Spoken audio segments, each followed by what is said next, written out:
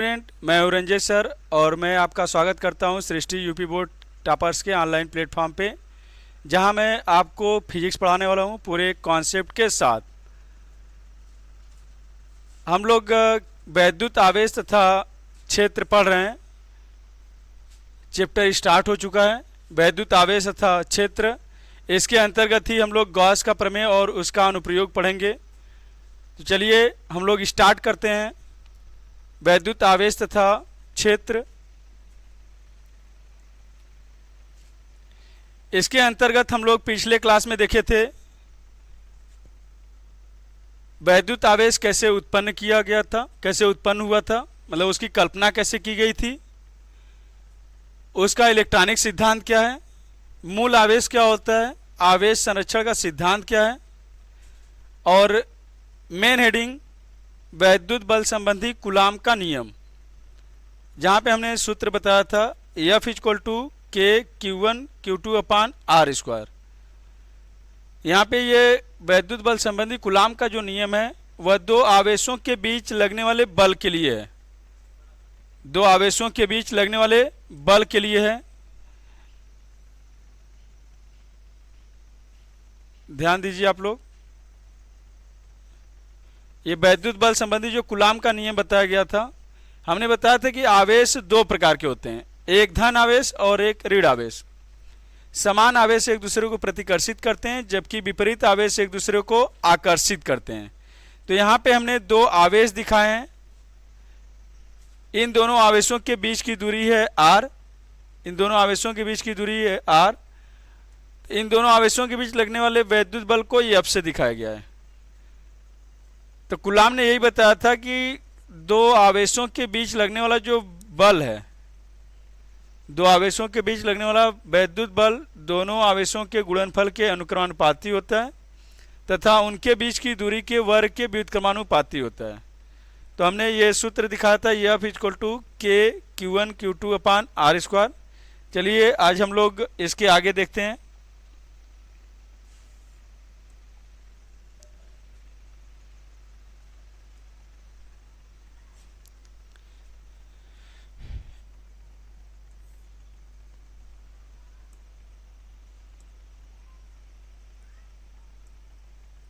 F equal to k Q1 Q2 upon R square.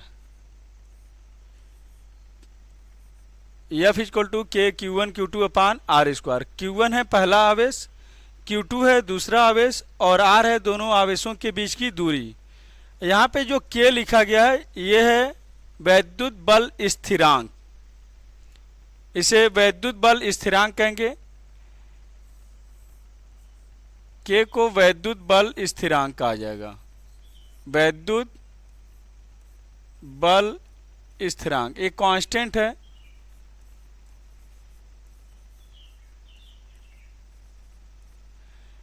निर्वात के लिए, निर्वात का मतलब अगर दोनों आवेश निर्वात में हो तो निर्वात के लिए K के लिए मान रखा जाता है 1/4 पाई एप्सिलॉन 0। 1/4 पाई एप्सिलॉन 0, ये निर्वात की बात की जा रही है। मतलब दोनों आवेशों के बीच में अगर निर्वात होगा तो उस वहाँ पे K के स्थान पर 1/4 पाई एप्सिलॉन 0। ये जो एप्सिलॉन 0 है इसे निर्वात की वैद्युतशीलता कहा जाएगा। इसे कहते हैं निर्वात की वैद्युतशीलता। निर्वात की वैद्युतशीलता, निर्वात की वैद्युतशीलता, इसे निर्वात की वैद्युतशीलता बोलेंगे। और पढ़ते हैं एप्सिलॉन 0 या एप्सिलॉन नॉट। एप्सिलॉन, एप्सिलॉन 0 या एप्सिलॉन नॉट, ठीक। तो ये 1/4 पाई एप्सिलॉन 0 इस पूरे का मान होता है 9 × 10⁹। इसकी जो वैल्यू होती है 9 × 10⁹। और मात्रक की बात करें तो यहाँ पे जो सूत्र हो जाएगा F R² अपान Q1 Q2। तो अगर इसके मात्रक की बात करें तो बल का मात्रक होगा न्यूटन, दूरी का मात्रक होता है मीटर और आवेश का मात्रक होता है कूलाम। तो इसका जो मात्रक होगा न्यूटन मीटर स्क्वायर प्रति coulomb square, newton metre square प्रति कूलाम स्क्वायर। तो यही मान हम यहाँ पे रखेंगे। तो F इक्वल टू जो F इक्वल टू होगा 1/4 pi epsilon 0, 1/4 pi epsilon 0 Q1 Q2 upon R square, 1/4 pi epsilon 0 Q1 Q2 upon R square. यह है जब दो आवेश एक दूसरे से निर्वात में स्थित हो, जब दो आवेश एक दूसरे से कुछ दूरी पर हो और वे निर्वात में स्थित हो तो उनके बीच लगने वाले वैद्युत बल का सूत्र हो यह बराबर 1/4 pi epsilon 0 Q1 Q2 upon R square. 1/4 pi epsilon 0 ये पूरा कांस्टेंट है, इसका मान यहाँ पे लिखा हुआ है 9 × 10⁹ न्यूटन मीटर स्क्वायर प्रति कूलाम स्क्वायर। Q1 Q2 है आवेश और R है दोनों आवेशों के बीच की दूरी। यही है वैद्युत बल के लिए कूलाम का सूत्र। F equal to 1/4 pi epsilon 0 Q1 Q2 upon R square. अब यहां हम लोग देखेंगे यदि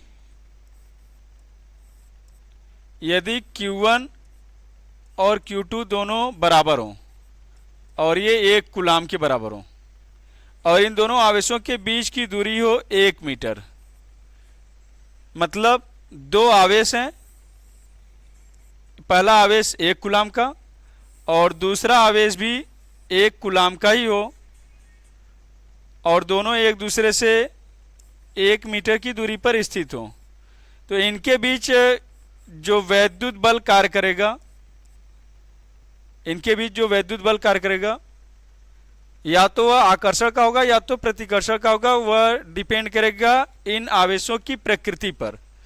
हमने पहले ही बताया था जब समान आवेश होंगे तब प्रतिकर्षित करेंगे और विपरीत आवेश एक दूसरे को आकर्षित करेंगे।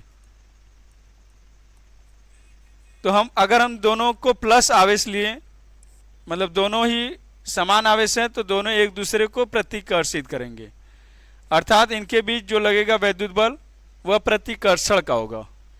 इनके बीच जो वैद्युत बल लगेगा वह प्रतिकर्षण का होगा। तो यहाँ पे हम लोग देखें Q1 और Q2 दोनों का मान 1 कूलाम और दोनों के बीच की दूरी 1 मीटर हो,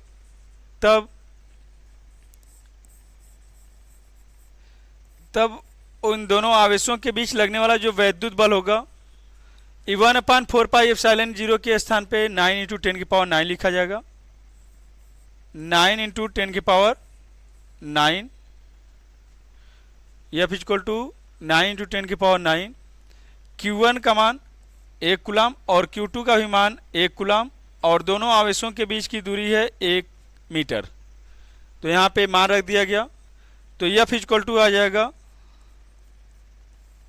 9 × 10⁹, ये एक ही आएगा न्यूटन।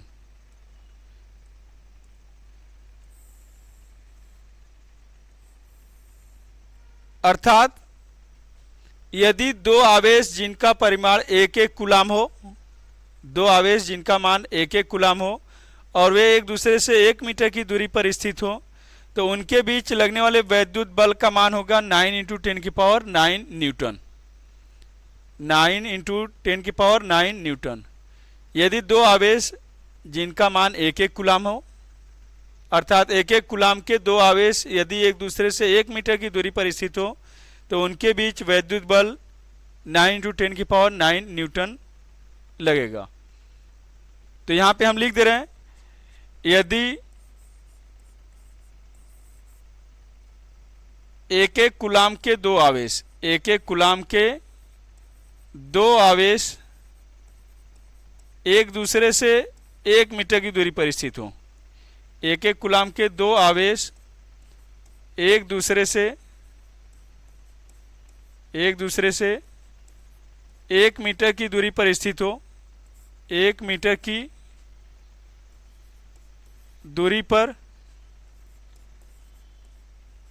1 मीटर की दूरी पर स्थित हो, तो उनके बीच लगने वाला वैद्युत बल तो उनके बीच लगने वाला वैद्युत बल, उनके बीच लगने वाला वैद्युत बल, उनके बीच लगने वाला वैद्युत बल 9 × 10⁹ न्यूटन के बराबर होगा। 9 × 10⁹ न्यूटन के बराबर होगा। इसे हम लोग ऐसे ही बोल सकते हैं कि एकांक दूरी पर स्थित एकांक आवेशों के बीच लगने वाला वैद्युत बल 9 × 10⁹ न्यूटन के बराबर होता है। ये तो बताया गया निर्वात के लिए। अगर दोनों आवेशों के बीच में कोई माध्यम स्थित हो, यदि दोनों आवेशों के बीच में कोई माध्यम स्थित हो, इसे थोड़ा सा ऊपर कर दिया जा रहा है। अगर दोनों आवेशों के बीच में कोई माध्यम स्थित हो, यदि दोनों आवेशों के बीच में कोई माध्यम स्थित हो जिसका परावैद्युतांक, जो माध्यम रखेंगे हम लोग परावैद्युत माध्यम रखा जाएगा। यदि दोनों आवेशों के बीच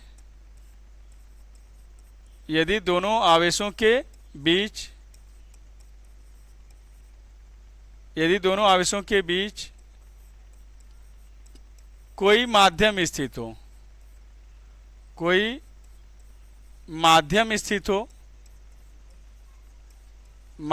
स्थित हो जिसका परावैद्युतांक के दिया हो, परावैद्युतांक के हो, ये कैपिटल के लिखा जा रहा है। इससे पहले वैद्युत बल स्थिरांक जो बताया गया था उसमें स्मॉल के दिखाया गया था, इसलिए स्मॉल के दिखा रहे थे कि आप लोगों को कंफ्यूजन ना हो, क्योंकि आप लोग समझेंगे कि वही के वहाँ पे भी है, वही के यहाँ भी है। ऐसा नहीं है। ये जो के है इसलिए इसे स्मॉल के दिखाए हैं, क्योंकि ये वैद्युत बल स्थिरांक को बता रहा है। इसका मान 1/4πε0 ये निर्वात के लिए होगा। अगर माध्यम हो जाएगा तो यही ε0 के स्थान पर k ε0 लिख दिया जाएगा। माध्यम का मतलब दोनों आवेशों के बीच में कोई परावैद्युत पदार्थ होगा। परावैद्युत पदार्थ वह पदार्थ होता है जिसके आर पार वैद्युत बल का प्रभाव जा सके। परावैद्युत पदार्थ वह पदार्थ होता है जिसके आर पार वैद्युत बल का प्रभाव जा सके, उसी को परावैद्युत पदार्थ कहेंगे। अब प्रत्येक परावैद्युत पदार्थ का एक निश्चित परावैद्युतांक होता है जिसको कैपिटल के से दिखाते हैं। यही है कैपिटल के हम लोग दिखाए हैं। ये स्मॉल के है और ये कैपिटल के है, ये ध्यान रखिएगा, दोनों अलग अलग है। इसलिए यहाँ पे स्मॉल के वैद्युत बल स्थिरांक दिखाया गया और यहाँ पे कैपिटल के जो दिखा रहे हैं ये है परावैद्युतांक। तो जब परावैद्युतांक होगा तो जो स्मॉल के होगा उसके स्थान पे हम लोग 1/4π(k)ε0 लिख देंगे। इसे हम लोग समीकरण नंबर 1 लिख दे रहे हैं।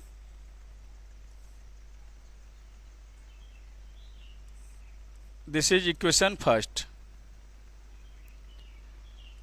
थोड़ा सा ऊपर करके अब यहाँ पे हम लोग बताने जानेंगे कि यदि दोनों आवेशों के बीच में कोई माध्यम स्थित होगा जिसका परावैद्युतांक के दिया होगा, तब क्या होगा?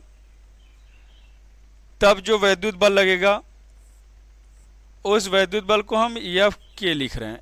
के का मतलब कोई माध्यम है, के मतलब कोई है, वहाँ पे कुछ नहीं था, इसका मतलब कोई माध्यम नहीं, अर्थात निर्वात। तो के इक्वल टू जो स्मॉल के है, जो वैद्युत बल स्थिरांक है, अब उसके स्थान पे हम लोग प्रयोग करेंगे 1/4π(k)ε0। के स्मॉल के स्थान पे 1/4π(k)ε0 लिखा जाएगा। तो F k equal to 1/4π(k)ε0 Q1 Q2 upon R square. ये जो k∈0 है, ये k∈0 को हम लोग केवल और केवल एप्सिलॉन भी लिख सकते हैं। ये एप्सिलॉन जीरो निर्वात की वैद्युतशीलता बताता है और ये जो एप्सिलॉन है माध्यम के लिए वैद्युतशीलता है। इसे निरपेक्ष वैद्युतशीलता भी कहते हैं। एप्सिलॉन अपान एप्सिलॉन जीरो, आप लोग याद रखिएगा, एप्सिलॉन अपान एप्सिलॉन जीरो ये माध्यम के लिए और ये निर्वात के लिए है।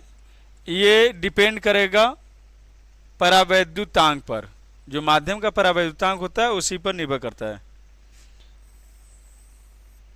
तो कहीं कहीं आप लोग को ये दिया रहेगा कि यदि किसी पदार्थ का परावैद्युतांक k का मान दिया रहेगा और निर्वात की वैद्युतशीलता दिया रहेगा तो उस माध्यम के लिए निरपेक्ष वैद्युतशीलता निकालनी होगी, तो इसका इधर गुणा कर देंगे। ये एप्सिलॉन जीरो को माध्यम की वैद्युतशीलता, एप्सिलॉन जीरो, एप्सिलॉन को केवल एप्सिलॉन को बोलेंगे माध्यम की वैद्युतशीलता।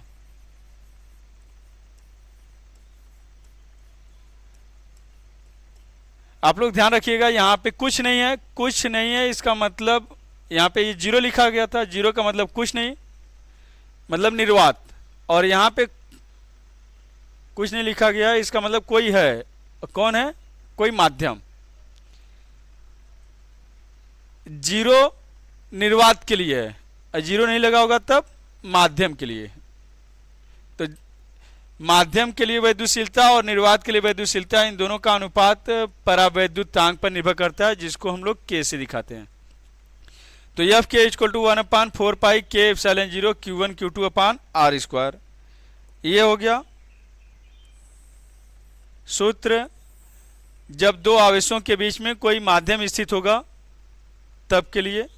इसे हम समीकरण नंबर 2 से दिखा दे रहे हैं।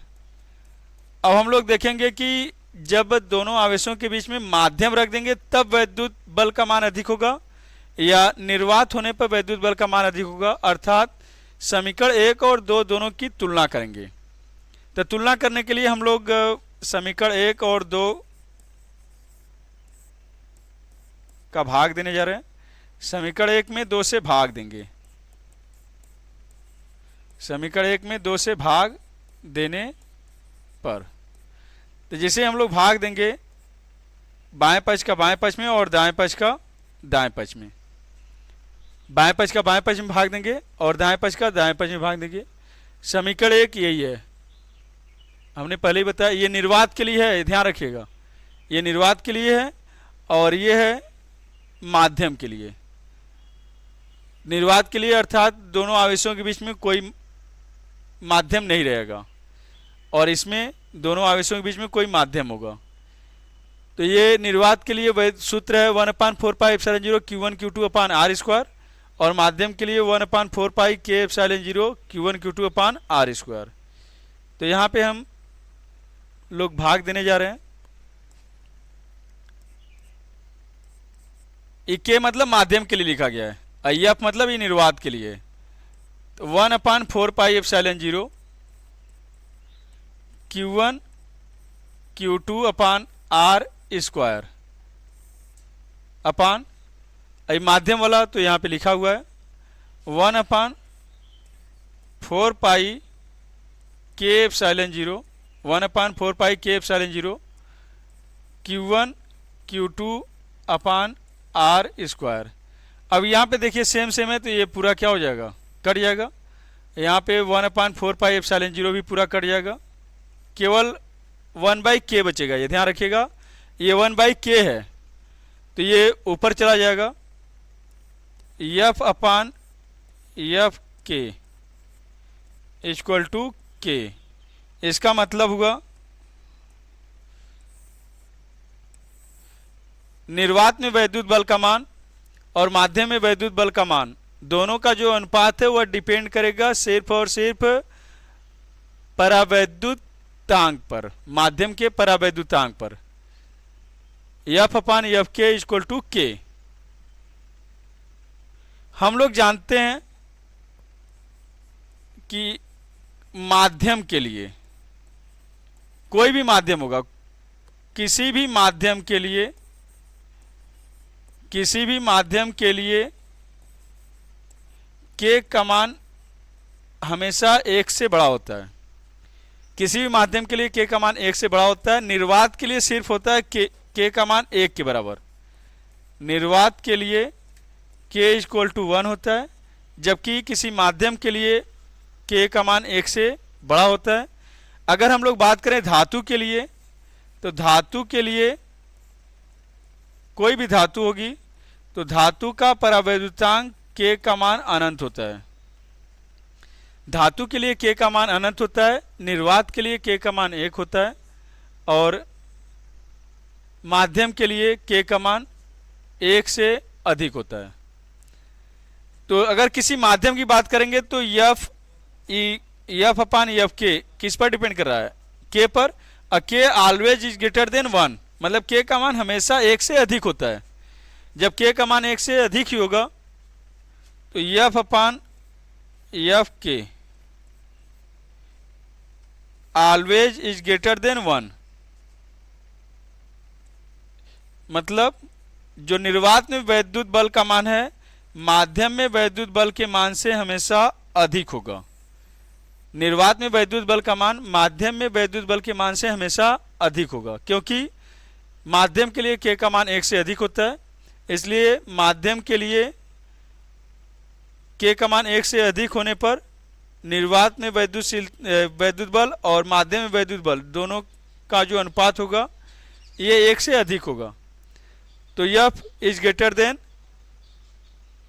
F k, ये निर्वात के लिए है और ये माध्यम के लिए।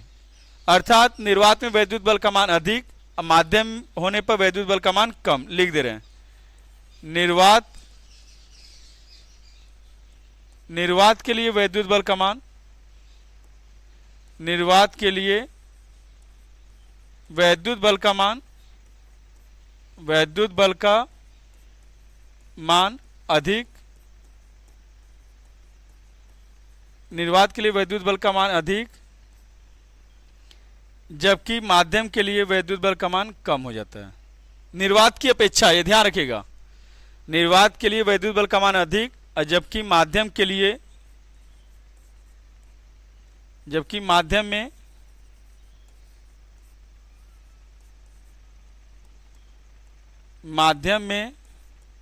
वैद्युत बल का मान कम होता है।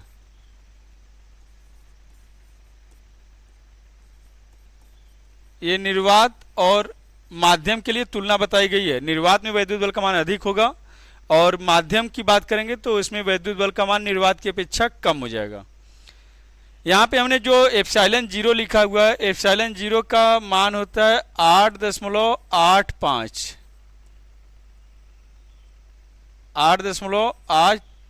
गुणे 10⁻⁻12।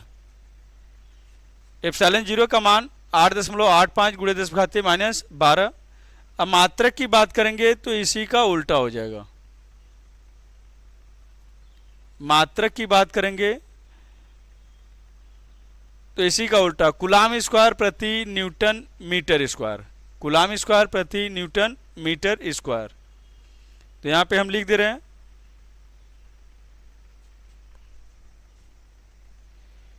8.85 गुणे 10⁻⁻12 कूलाम स्क्वायर प्रति न्यूटन मीटर स्क्वायर। अगर आप लोग को 1/4πε0 का मान बीमा मात्रक देखना है तो हम लोग इस सूत्र का प्रयोग करके निकाल सकते हैं। एप्सिलॉन 0 का भी निकालना होगा तो 1/4πε0 का निकालने के बाद इसका निकाल सकते हैं। तो हम लोग नेक्स्ट देखने जा रहे हैं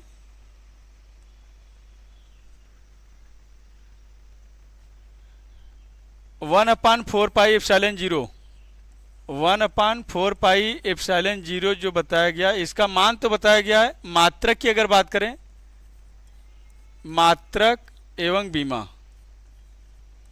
मात्रक एवं बीमा की बात करें तो सूत्र वहां पे बताया गया था, ध्यान दीजिए। जो सूत्र बताया गया 1/4πε0 Q1 Q2 upon R square, तो इससे 1/4πε0 का मात्रक निकालना है तो इसको इधर भेज देंगे और इसको नीचे भेज देंगे। तो 1/4 पाई एप्सिलॉन 0 के लिए सूत्र हो जाएगा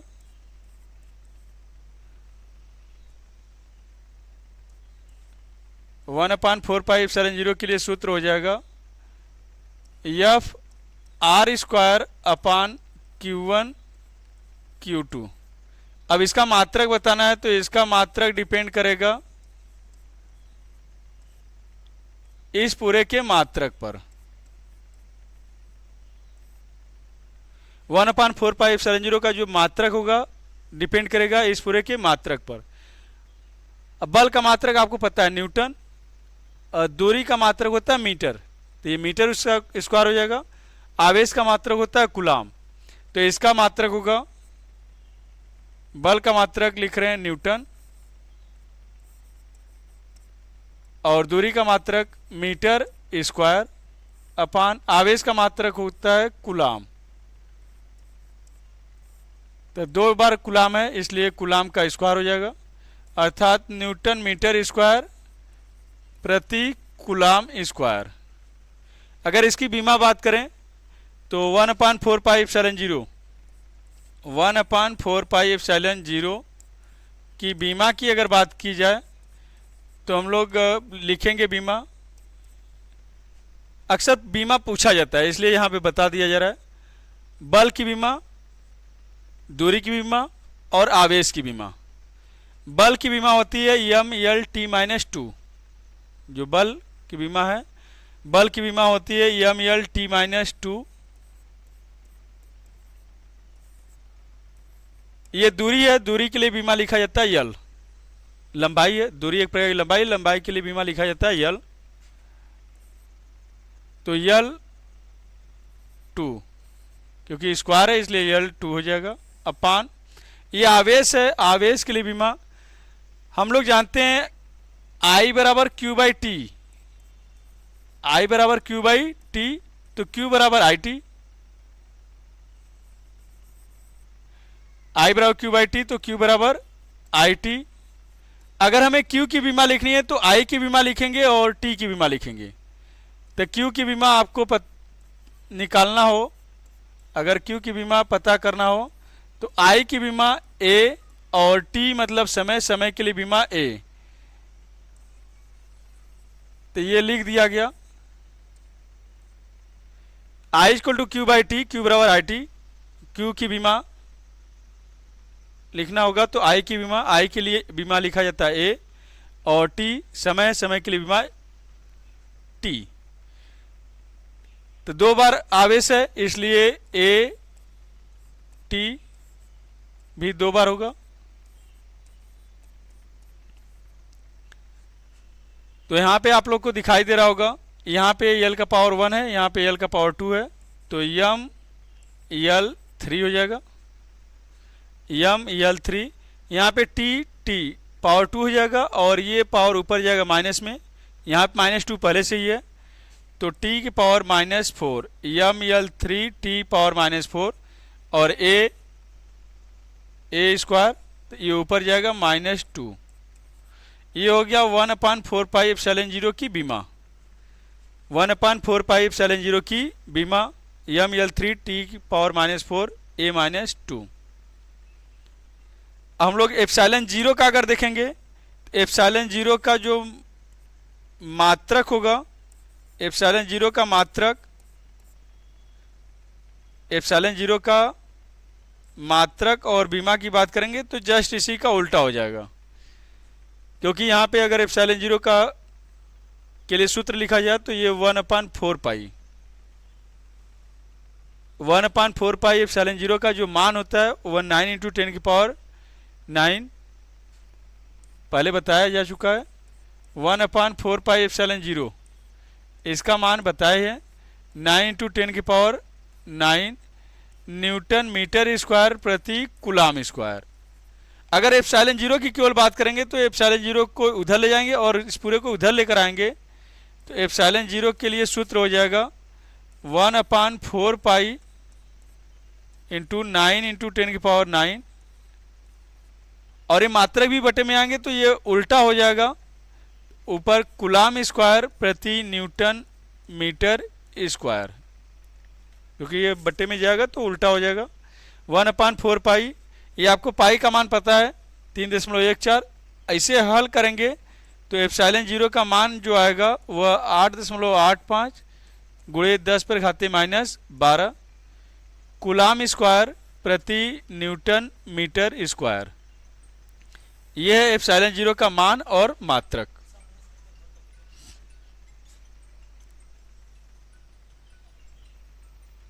ये एप्सिलॉन 0 का मान और मात्रक हो गया। 1/4 पाई एप्सिलॉन 0 का मान 9 × 10⁹ न्यूटन मीटर स्क्वायर प्रति कूलाम स्क्वायर होता है। इसी के आधार पे एप्सिलॉन 0 का मान हम लोग निकालते हैं। ये आता है 8.85 गुणे 10⁻12 कूलाम स्क्वायर प्रति न्यूटन मीटर स्क्वायर। तो इसका मात्रक हो जाएगा कूलाम स्क्वायर प्रति न्यूटन मीटर स्क्वायर। अगर बीमा की बात करेंगे तो ये इसी का जस्ट उल्टा। अगर बीमा की बात करेंगे तो इसी का उल्टा, मतलब जो जिसका पावर प्लस में है वह माइनस में हो जाएगा, जिसका पावर माइनस में है वो प्लस में हो जाएगा। तो m -1 L -3 T4 A2। सबको ये ध्यान रखिएगा, ये अक्सर आपको बीमा ये 1/4 पाई एप्सिलॉन 0 का याद रहता है। जो बीमा याद रहता है 4 पाई एप्सिलॉन 0 1/4 पाई एप्सिलॉन 0 का ML3 T-4 A-2। लेकिन पूछा जाता है एप्सिलॉन 0 का बीमा, घुमाने के लिए अगर पूछ दिया कि एप्सिलॉन 0 की बीमा क्या होगा तो ये बताएंगे इसी का जस्ट उल्टा। जो पावर प्लस में होगा उसी को माइनस में लिख दिया जाएगा, जो माइनस में प्लस में। यह -1 L -3 T4 A2। तो ये हम लोग देख लिए एप्सिलॉन 0 का मान और मात्रक, और 1/4 पाई एप्सिलॉन 0 का भी मान और मात्रक भी देख लिए। हम लोग वैद्युत बल भी देख लिए, जब दोनों आवेशों के बीच में निर्वात था और जब दोनों आवेशों के बीच में कोई माध्यम था, और दोनों की तुलना भी कर दी गई। और दोनों डिपेंड करता है किस पर, सिर्फ और सिर्फ यहाँ पे आपको बताया गया था निर्वात और माध्यम के लिए वैद्युत बल का जो मान है वह परावैद्युत पदार्थ के परावैद्युतांक पर निर्भर करता है। अब चूंकि हम लोग वैद्युत बल पढ़ रहे हैं, बल एक सदिश राशि है तो इसे सदिश रूप में व्यक्त करना होगा। तो सदिश रूप में पहले दिखाने के लिए हम लोग आगे नेक्स्ट वीडियो में देखेंगे। आज के लिए सिर्फ इतना ही। Thank you.